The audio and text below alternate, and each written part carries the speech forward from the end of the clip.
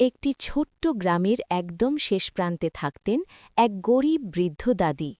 তার নাম ছিল কমলা দাদি। নিজের বলতে পৃথিবীতে তার আর কেউ ছিল না। স্বামী বহু আগেই মারা গেছেন, আর একমাত্র ছেলে শহরে গিয়ে আর কখনো ফিরে আসেনি। কমলা দাদি গ্রামের লোকদের বাড়িতে ছোটখাটো কাজ করে দিন কাটাতেন। কখনো বাসন মাজতেন, কখনো ঝাড়ু দিতেন, আবার কখনো কারো উঠোন পরিষ্কার করতেন। কিন্তু গ্রামের অনেক মানুষ তাকে অপমান করত। কেউ বলত, এই বুড়ি, তোর ভাগ্যে সুখ নেই। তবুও কমলা দাদি কারো সঙ্গে ঝগড়া করতেন না।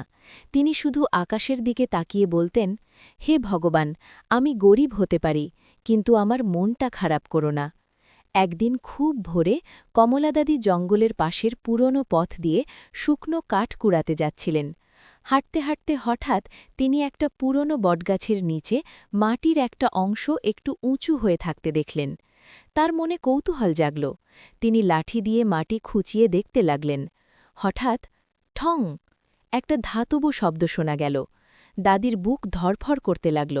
তিনি তাড়াতাড়ি হাত দিয়ে মাটি সরাতে শুরু করলেন, আর কিছুক্ষণের মধ্যেই বেরিয়ে এলো একটি ছোট কিন্তু ভারী সোনালি রহস্যময় বাক্স।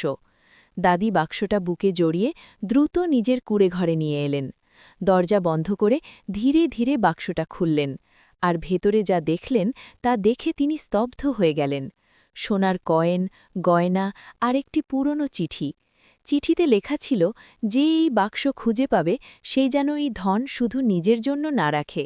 আর নিচে লেখা ছিল, লোভ করলে সব হারাবে, দয়া করলে সব পাবে। কমলা দাদি সেই সোনা নিজের জন্য খরচ করলেন না, বরং তিনি গরিব মানুষদের জন্য খাবার, ওষুধ আর কম্বল কিনে দিতে শুরু করলেন। ধীরে ধীরে পুরো গ্রামের মানুষ তার সম্মান করতে লাগল। কিন্তু গ্রামের এক লোভী জমিদার সেই বাক্সটা চুরি করতে এলো।